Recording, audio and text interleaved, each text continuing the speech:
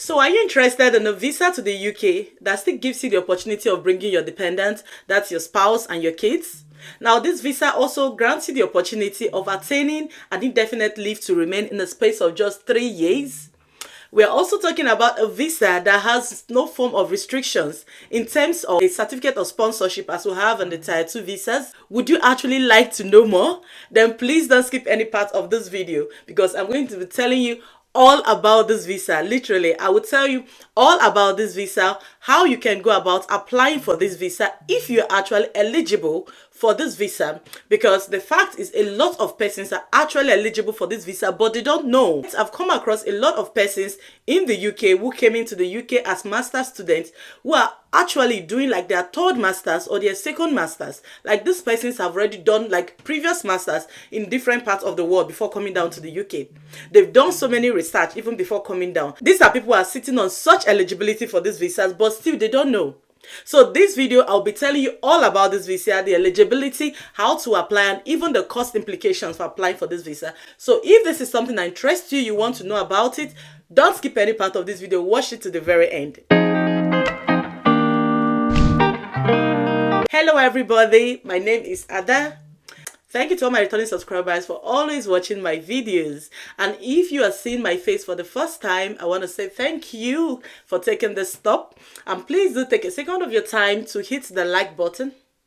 Yes, I'm waiting. So hit the like button, give this video a like, and don't forget to also hit the subscribe button and subscribe to join this channel, because in this channel I literally bring all informations about relocation to the UK, Canada, Australia, different parts of the world, as well as general happenings here in the UK. So if you want to know more about these things, you want to like just follow up on the kind of videos I drop, please hit the subscribe button and turn the notification on, so whenever I drop a new video, you will be there. Today is gonna be a short video and I'm going straight to the point, so let's go right into it. Oh, the visa I'm talking about today is the Global Talent Visa. Yes, the Global Talent Visa. Now, a lot of persons have heard about this visa already, but have they actually explored this visa? No. Okay, so that's the problem. A lot of persons have heard about these visas, they've come across these visas, but then nobody really wants to explore it. They're like, no, we'd rather just go the other way, we just go through the skilled worker route. That was a much easier route, or even like say that was a more common route at the time. How we know everything happening with the skilled worker route, especially if you're in the UK under a post-study work permit, not being able to bring your dependent, if you're coming down to study, all these things happening. This, I think, is the right time for you to actually explore other visa options here in the UK. Okay, so I'll be bringing a series on all these visa options for us to explore together, and just maybe you might find one that actually does interest you, which you're actually qualified for without knowing. So I'm talking about the Global Talent Visa today. You can ask me about the benefits of this visa. So the Global Talent Work Visa grants you the opportunity to live and work in the UK on a flexible basis. That is, you don't need a certificate of sponsorship, okay?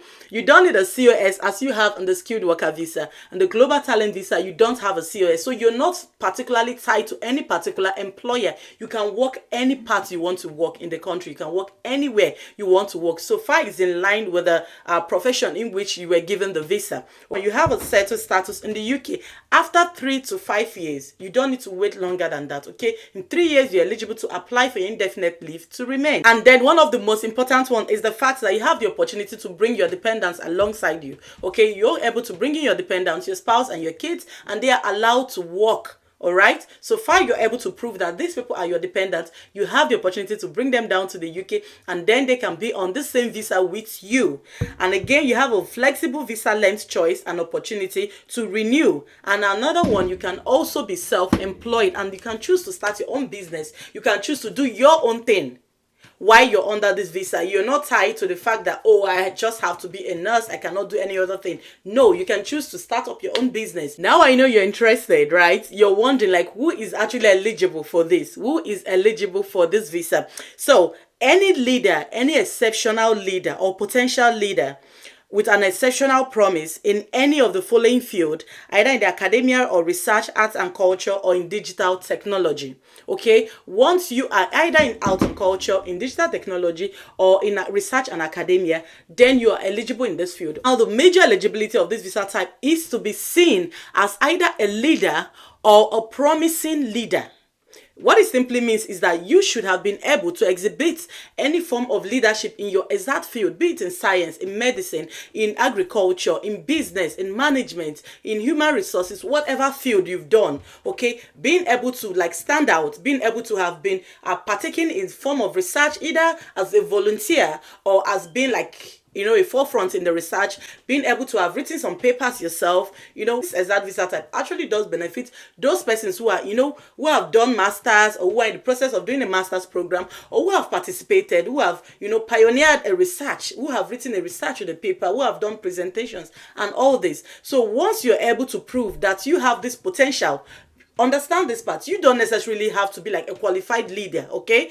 This is like a talent hunt. So once you're able to prove that you do have a potential, you have a talent in this thing, if I'm trained, I'll be able to produce well. Once you're able to prove this, yes, you are eligible to actually apply for this visa. Professions you consider would be either the science, research, digital technology, arts and culture, including film, television, fashion design, and architecture, engineering, humanities, and medicine. Okay, so these are the fields you can actually consider. Now let's go straight into the application process for this visa.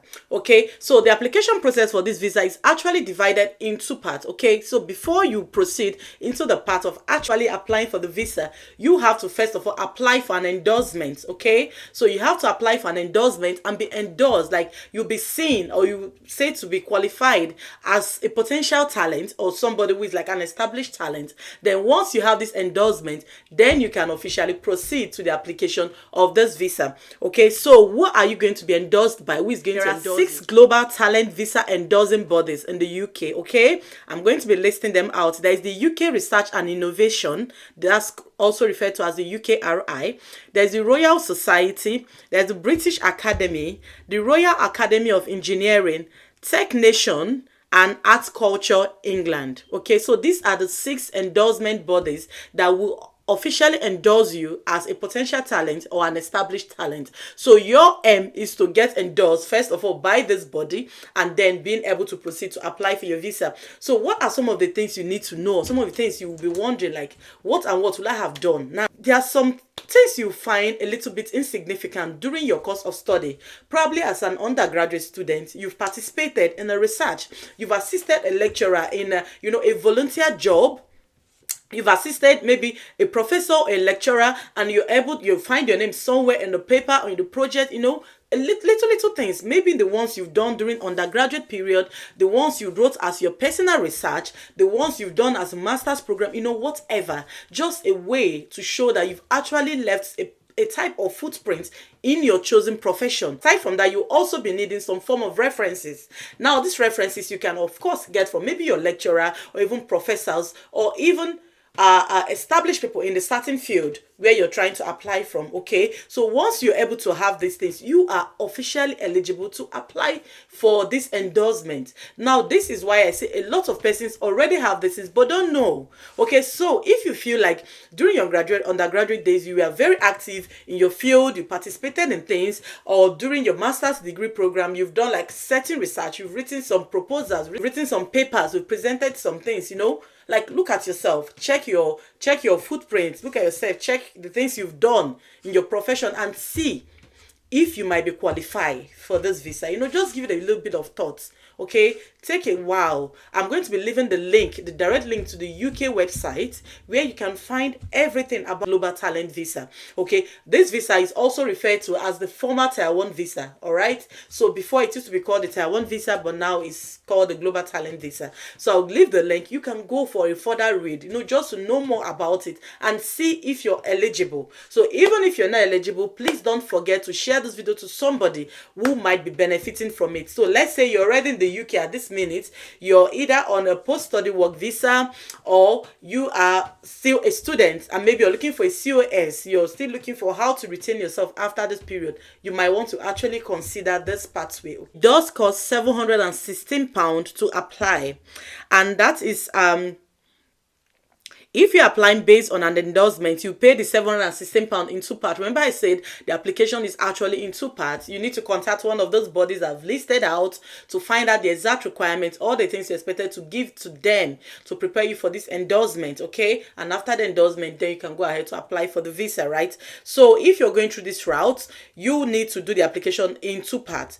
£716, which is divided in 2 parts. £524 when applying for the endorsement, and £192 when you apply for the visa itself. Okay, so you pay the first £524 when applying for the endorsement, and after you've been endorsed, then you can go ahead to pay the £192 for the visa itself. I would like to say that this is a route you should actually consider, but I'm leaving the link of it. Go ahead, do a little bit more research about it for yourself. I'm only trying to drag your attention towards it in case you've seen it and you've always like, I can't be bothered. Maybe now you should try to get bothered about it, because this might be an opportunity for you. Okay, this is a very short video. Watch it, internalize it, get the link, read more about it, and I wish you good luck. If you feel that you can apply for this visa, this is the time for you to just go ahead and begin to explore this option. You never can tell. You might just be the lucky one. And as they say, knowledge is power. And I've given you the knowledge, so I think I've officially handed you the power. All right, this will be all for now. We'll see you again in my next video. Enjoy the rest of your week. Bye.